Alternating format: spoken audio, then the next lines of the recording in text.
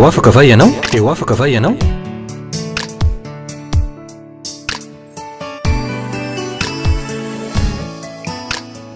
fandarany iarana fiangonana refi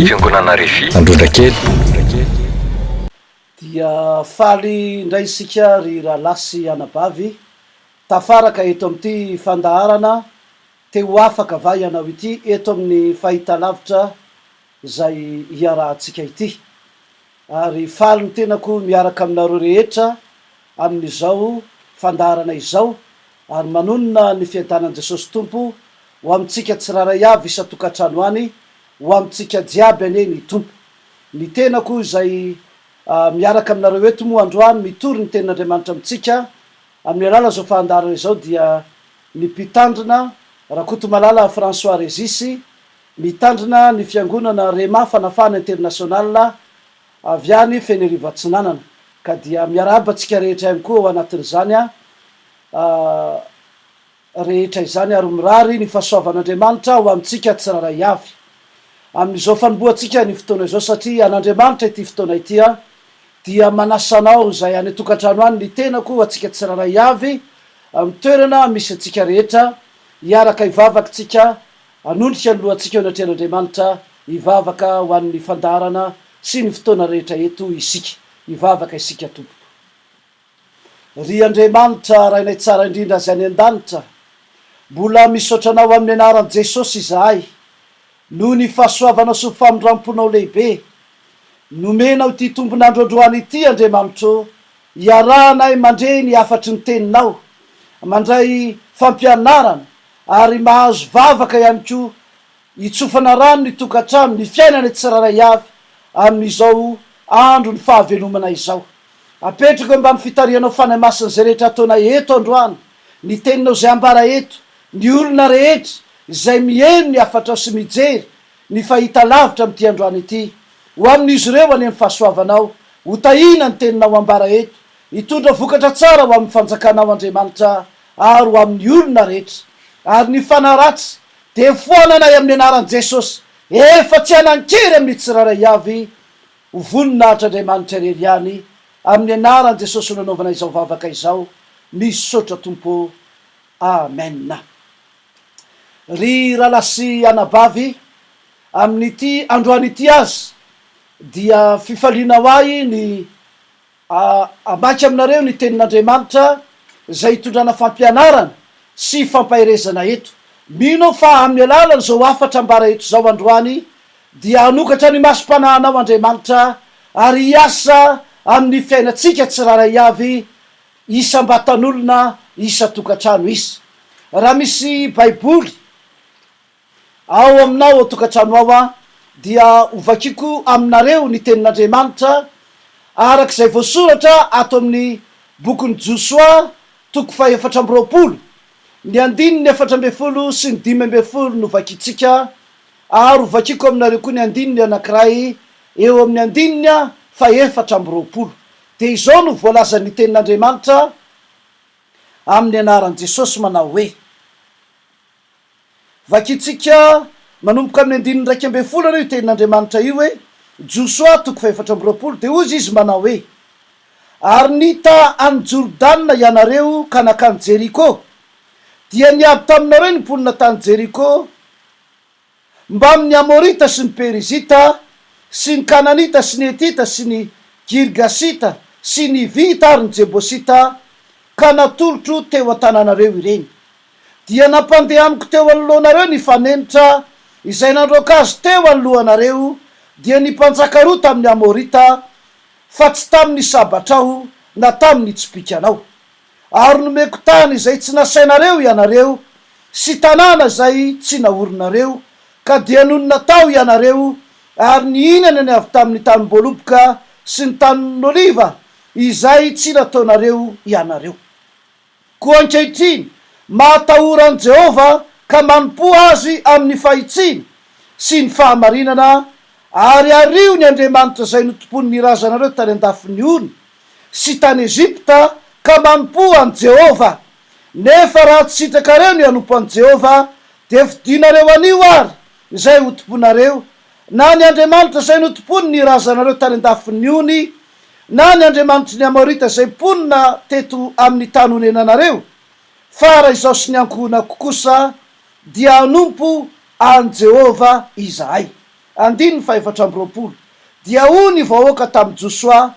Jehova andriamanitray no tomponay ary ny feony no henonay. Io tenin'andriamanitra io ry havana no angalatsika fampianarana sy fampahirezana eto amin'izao fotoana izao. Na aiza ry havana misy mpanompon'andriamanitra mpitarika vahoaka n'andriamanitra mitory ny tenin'andriamanitra toy izao ny antson'andriamanitra anay mpanompon'andriamanitra izao, dia mitaona mandrakariva ny antsika vahoaka n'andriamanitra izahay mpanompon'andriamanitra mba tena hanompo an'andriamanitra. Eto zao dia hitatsika ny mpanompon'andriamanitra mpitarika anankiray de Josoa izay nitaona ny olona ary nandresy lahatra ny olona hoe izao sy ny ankohonako hanompo an Jehova, fa ianareo kosa fidinareo anio zay ho tomponareo izy izy. Satria ireo zanak'Israely reo dia taranako olona izay nanana ny aviny tahaka tsy anao ihany, ary tamin'izany razamben'ireo jiosy reo zany dia voalazan'ny tenin'andriamanitra hoe nisy tamin'izy ireo tsy nanompo an'andriamanitra, fa ny antso any Abrahama manokan'andriamanitra mba hanompo azy, ary taranako io lehilahy mpanompon'andriamanitra io ny zanak'Israely. Taty aoriana dia niseho teo amin'ny fiaina zanak'Israely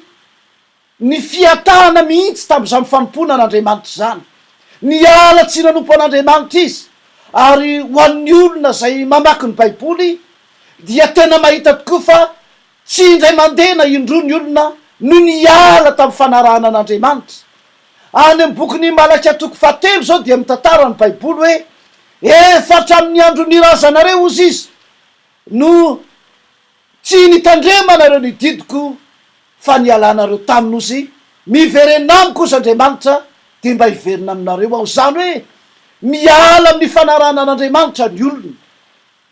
Raha matsiaro isika tamin'ny andro ny alim-paminany dia nisy fotoana ireo zanak'Israely reo niala tamin'ny fanarahana an'andriamanitra koa izy, voataona nanompo andriamanikafa izy. Ny Bala, ny Astarta zay andriamanitry ny Filistina, izany no nitompon'ny olona, ary tamin'izany dia voatery nanao fanamby lehibe tany amin'ny tendrombohitra Karmela ny mpaminany Eli, mba handresy lahatra ny olona hoe mandra-pahoviana no rosaina ianareo, fa raha Jehova no Andriamanitra manara azy, raha i Bala no Andriamanitra de manara azy. Hitanao fa tena ny salasala mirorosaina, tsy manompo an'Andriamanitra mihitsy azo anao azo ilazana ny zanak'Israely. Ary na am'izao androntsika izao azy dia tsy vitsy ny olona tsy manompo an'Andriamanitra eo amin'ny fiainany. Misy moa de mitoetra ho am'izao fotsiny ihany, sady tsy manompo an'Andriamanitra no tsy manompo zavatra hafa, ary tseretiny fa efa mety zany fiainany zany. Ny fiainana tena tian'Andriamanitra nefa ry havana dia ianao hanompo azy. Izay ny mahatonga an'Andriamanitra sy ny mpanompon'Andriamanitra zay ny rahan'Andriamanitra miantso ny olona hanompo azy. Fony tany Egipta ny zanak'Israely, raha tsarotsika dia izany mihitsy no tantaran'ny zanak'Israely rehefa naniraka ny Mosesy Andriamanitra ho any amin'ny farampanjakany Egipta de tsotra ny afatra, lazao amin'ny Farao hoe alefasy ny oloko hanompo ahy. Ianao zay manaraka izao fandaharana zao, ny sitrapon'Andriamanitra aminao de hanompo an'Andriamanitra ianao. Tsy sanatry ny vava hoe hanompo zavatra hafa, na hieritreritra hoe hijanona sady tsy omba ny antsy na omba ny aroa, tsy andende ho any amina toerana ohatr'izao hanompo an'Andriamanitra anao aizy, fa dia mijanona eo amin'ny fiainanao fotsiny ihany ianao. Tsy afaka hijanona olo koa azy eto amin'ity fiainana mandalo ity sika ry havana, fa tena mila manompo an'Andriamanitra. Zavatra anankiray tiako hotsarovanaao zay manaraka izao fandaharana zao de izao: raha manompo an'Andriamanitra ny olona ry havana dia hitsinjo an'izany olona zany Andriamanitra, ary ho tsarovana Andriamanitra eo amin'ny androm-piainanao ianao zay manompo an'andriamanitra. Be debe ny fahasoavana raha sy ny olona zay manompo an'andriamanitra. Ny tenako dia olona mitandrina fiangonana. Hitako ny fiaingana ireny olona ireny zay vao tonga samba mitonga ao am-piangonana, fa ny zavatra hita ry havana rehefa nanompo an'andriamanitra ny olona de tena marina ny tenin'andriamanitra hoe manompo an' Jehova Andriamanitra reo, de hitanianina ho aminao ny rano sotroinao izy ary hoesorina aminao ny aretina. Zany hoe ny tian'andriamanitra ambara de zao: ho eo ambany fahasoavan'andriamanitra, ho eo ambany fitahian'andriamanitra ny fiainan'ny olona raha manompo an'andriamanitra izy. Ary any amin'ny boky ny Malakia any de hovakiko aminareo ny 9:20 ka hatramin'ny 20 ato amin'ny boky ny Malakia de hoy ny tenin'andriamanitra eo amin'ny toko 7 manao hoe, zany hoe zava-dehibe amin'andriamanitra mahita olona tena manompo an'andriamanitra ry havana. Hoy ny 9:20 ka hatramin'ny 20 manao hoe, Malakia toko 7 hovakiko aminao, ozy izy: ary tam'izany zay natahotra an' Jehova dia samy niresaka tamin'ny namany avy, ary Jehova ny aino ka nandre izany. Ary nisy boky nosoratana teo anatrehany ho fahatserovana izay matahotra an' Jehova sy mihevitra ny anarany. Ary ho rakitra soa ho ahy ireny amin'ny andro zay ho tendreko ho Jehova tompony maro, ary ho antra azy aho toy ny olona antra ny zanany lahy izay manompo azy. Ka dia ho hitanareo indray tsy fitovin'ny marina sy ny meloka de ny manompo. Notsindriny tsara eto hoe de ny manompo an'andriamanitra sy ny tsy manompo azy. Ry havana izay mihaino izao afatr'andriamanitra izao, hitatsika am'izany fa andriamanitra manokana na de samy nohariny eto ambonin'ny tany aza izao sy anao. Itsika rehetra, itsika jiaby ao atokantrano ao, ny olona zay manompo an'andriamanitra dia hotsojofon'andriamanitra manokana izy. Ny olona zay mihevitra an'andriamanitra, mahatsiaro an'andriamanitra eo amin'ny fiainany tiany ambara, manompo an'andriamanitra dia hotserovan'andriamanitra izy. Ary mivoalaza nareo amin'ny 9 farany amin'ny 20 teo amin'ny Malakia toko 7 de hoe ho hitanareo ozy izy ny tsy fitovin'ny marina sy ny meloka de ny manompo an'andriamanitra sy ny tsy manompo. Ianao zay manatrika izao fandarana izao ao atokantrano mihaino izao tenin'andriamanitra izao, mampahery anao ara-lasana bavy tena manompo an'andriamanitra, manapa-hevitra tena anaraka an'andriamanitra. Ataovy eo amin'ny fiainana hoe anompo an'andriamanitra ianao. Fanontaniana mba tiako apetraka de hoe ianao ve efa tena manompo an'andriamanitra? Mety mandeha ny am-piangonana koa ny olona, fa ny mampalahelo de hoe tahaka ny fialam-boly ny feritreretana zany fandehanana any am-piangonana zany, plezira. Tahaka ny olona mandeha any amin'ny karaoke izy raha mankany am-piangonana, mihira, mangay anjara mihira izy, manao rakitra izy dia mandeha mody izy aveo. Ny zavatra hita zany amin'ny toerana sasany dia tsy tahem zany afatry ny ten'andriamanitra zany ny olona, fa mivoaka ny tokotany miresaka ny fivelomana, miresaka amin'ny namany hoe taiza no nividiananao an'iny lamba tsara iny, fa mba tiako izy iny. Mamorona resaka andaniana fotoana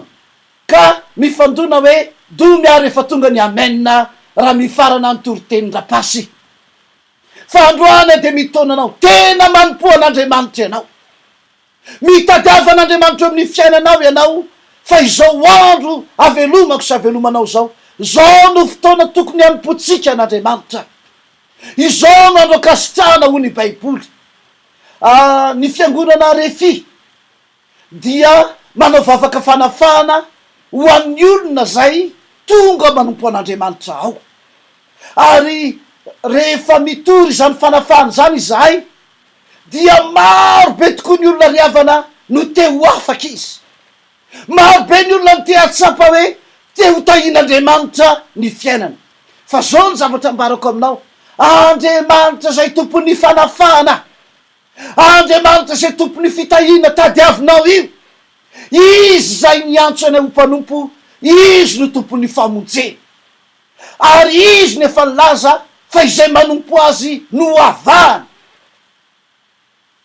Tena anavaka ny olona manompo azy Andriamanitra, ary am'izao vaninandro ainatsika zao ane ry havana dia mahatsapa tokoa ny olona maro nefa very hevitra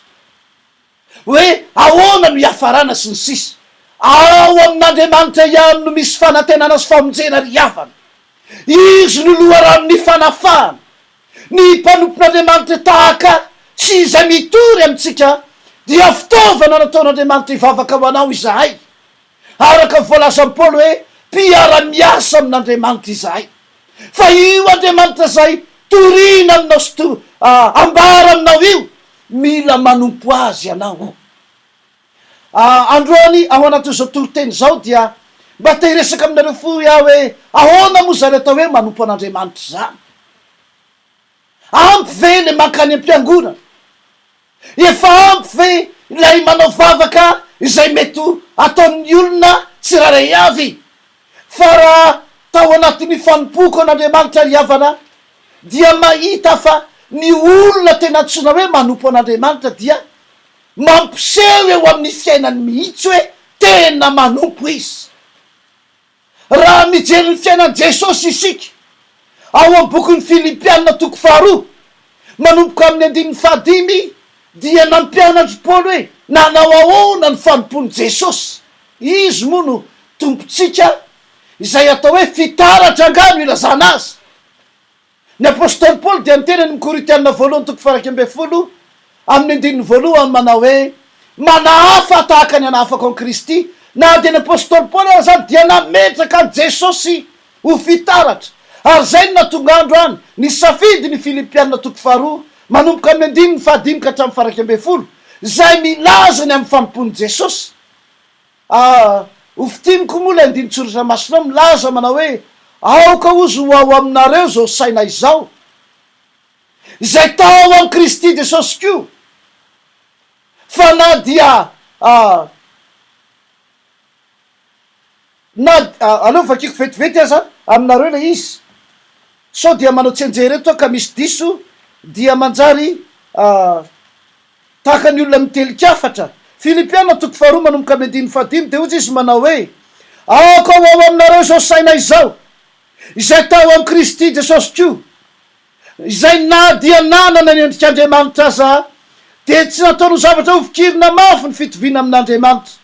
fa nofoana ny tenany taminakany ny endriky ny mpanompo sy ny nahatongavany ho manam-pitoviana amin'ny olona. Ary rehefa hita fa nanantareo olona izy tena ny endry tena ka nanaiky hatramin'ny fahafatesana, de le fahafatesana tamin'ny hazo fijaliana.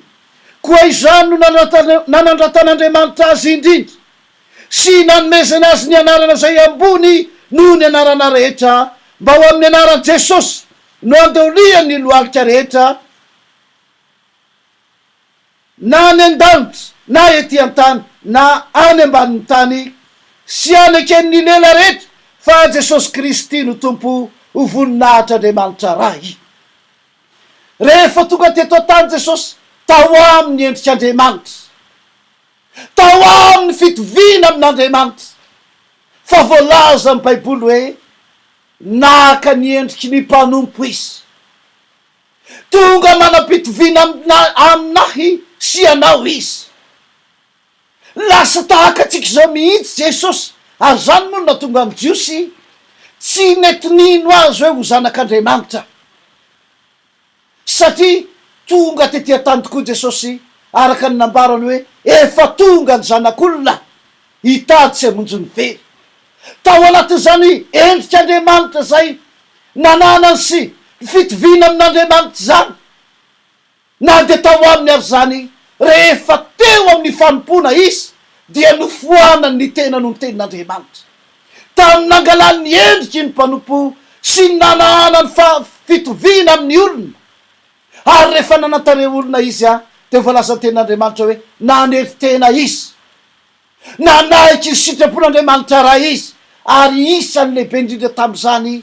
raha ny teny tamin'ny ry Petera hoe sanatria tompo fa tsy maty zany ianao raha mbola eto zahay tena ambaran' jesosy hoe ny kapoka zay nomeny ny ray koa tsy maintsy osotsoko ry petery. Ny olona manompo an'andriamanitra zany raha izany zavatra zany no jerena ry havana de zao tsy hoe mandeha any am-piangonana fotsiny izy ivavahana any izy de manantena zavatra lehibe, fa tena tokony hanompo an'andriamanitra, tokony heritreritra mihitsy hoe andeha anao ny sitrapon'andriamanitra ao, anety tena eo natian'andriamanitra ao, hofoanako izay rehetra mety ananako fa hijery an'andriamanitra manokanao. Izay le hoe nofoanany ny tenany. Indraindray dia sarotra amin'ny olona zay manao fitafiana tsara, sarotra amin'ny olona izay avy tany amin'ny coiffure sy ny sisa ny hoe andohalika hivavaka hitady an'andriamanitra, fa mitady atsika ho tahaka zany Andriamanitra. Ianao ve misy lohalika? Ny baiboly de miteny hoe ny lohalika rehetra de andohalika amin'ny anaran'i Jesosy. Minao fa ho aminao ao ny lohalika anao, natao andohalika io. Raha mbola tsy nandohalika io hatramin'izay, marina fa Madagasikara tsy mandohalika, fa ny olona manompo an'Andriamanitra kosa dia andohalika amin'i Jesosy izy. Fa raha izany zavatra zany no hita an'Andriamanitra amin'ny fiainanao de hitantsika tsara fa rehefa tao anatin'izany zavatra zany Jesosy de nanandratra azy Andriamanitra. Ny olona zay mitady fanandratan'Andriamanitra eo amin'ny fiainana, iza moa tsy mahatsiaro fa milatsaka ambany am'izao andro zao. Fa ianao zay mila fisandratana, mila ny tanan'Andriamanitra hanandratra anao, nda ho hanompo an'Andriamanitra, nda ho hanety teny. Jerenareo ao amin'ny 440 am'le Josoa mivakitsika iny, ny toko 440 de ozy ny zanak'Israely hoe Jehova Andriamanitra ay no tomponay, ary izy ny feo nozy no henonay. Ny atao hoe manompo an'Andriamanitra kosa ny olona de zao foananao ny safidinao sy ny feonao rehetra, fa ianao dia hieno ny feon'Andriamanitra, anao ny sitrapon'Andriamanitra. Be de be ny olona efa mandeha mivavaka fa izay izy anao sitrapon'Andriamanitra zay, mitahaky fahanetreteny zany ry havana, mitahaky anao tena manompo zany. Ohatra fotsiny zao, ty zavatra resahako aminareo, ny olona raha miasa amina toeram-piasaina anankiray izy dia manaja ny ora fidiranao izy, manaja ny fitsipika rehetra ao am'izany toeram-piasana izany izy, mba hatonga azy ahazo fakasitrahana am'izay mampiasa azy, mba hatonga azy tsy hanantsiny amin'ny toeram-piasany, ary dia andray ny valikasasarana izy any amin'ny fotoana tokony andraisana izany. Fa ny olona zay atao hoe miasa am'izany toeram-piasana zany ihany nefa tsy manaja izay fitsipika atao ao, na ny ora fidirana ihany azy tsy atsaina, ho sahirany zany olona zany. Ary lazaiko aminao fa tsy azo sitraka mihitsy amin'ny olona zay mampiasa azy izy, ary mihoatra lavitra noho zany ao amin'Andriamanitra. Izay olona teo akasitrahan'Andriamanitra,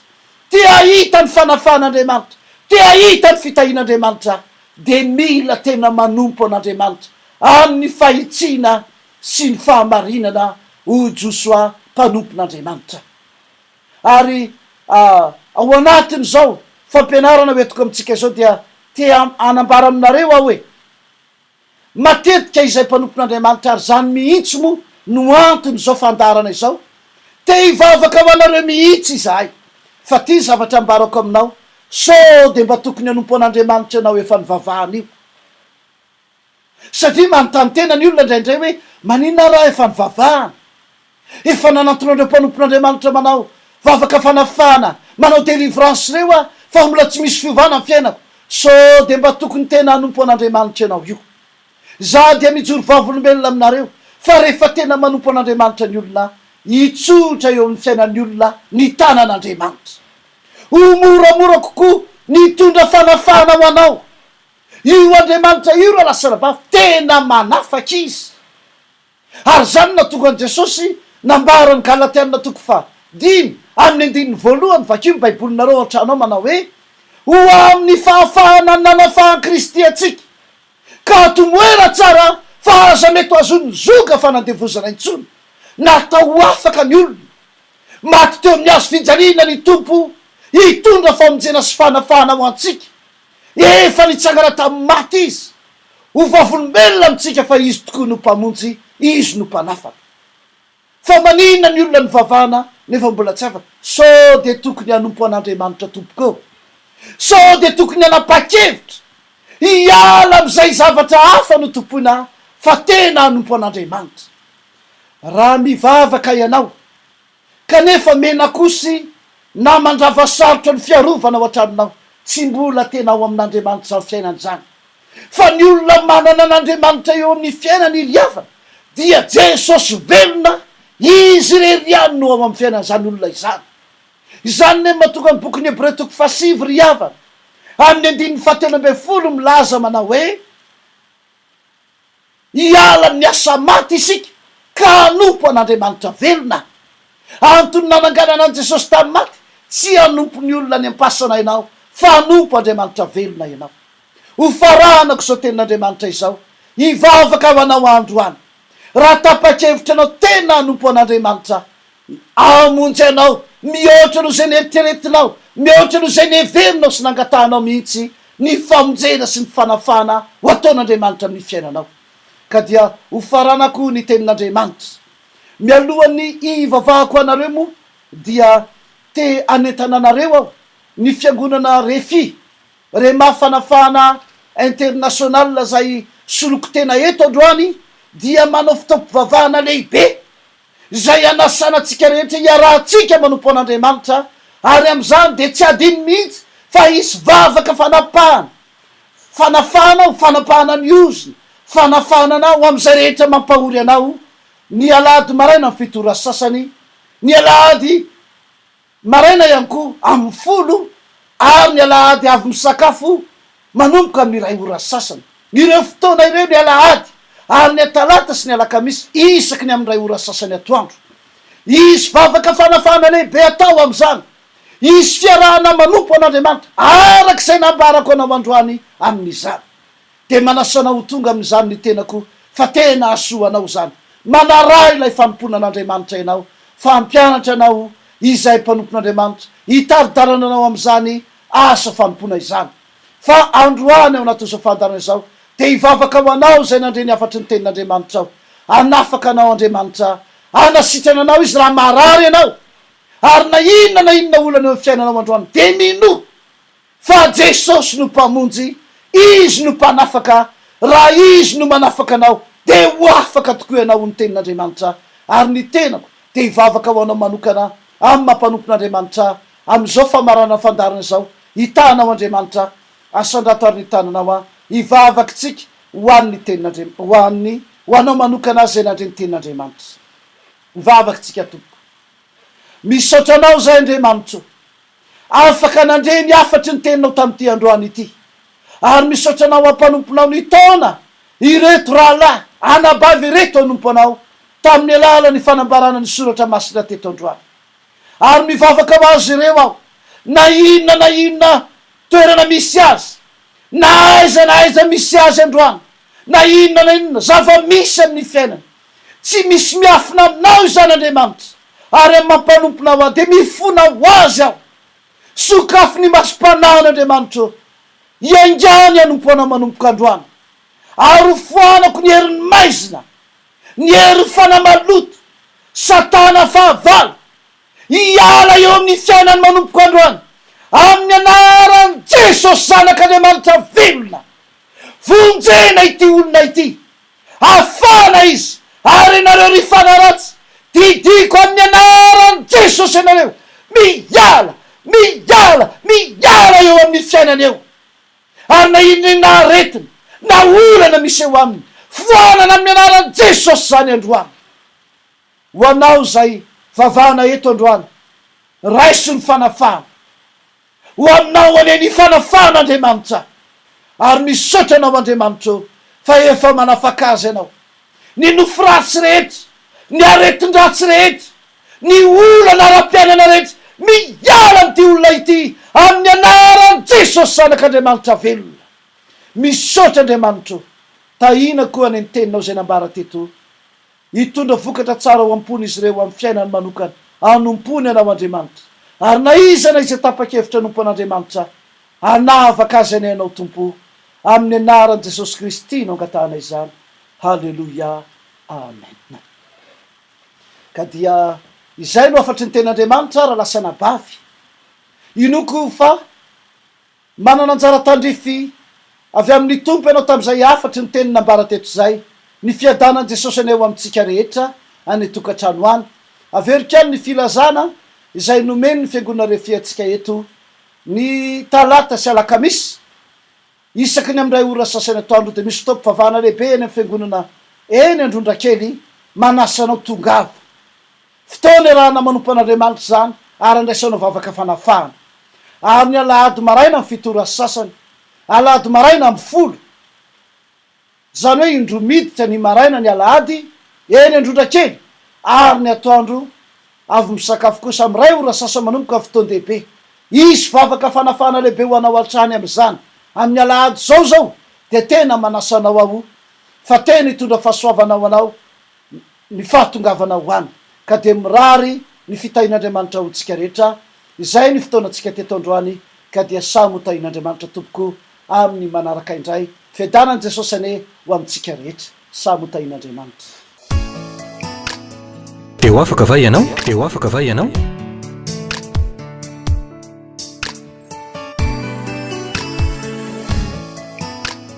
Fandaharana iarana fiangonana Refi Androndrakely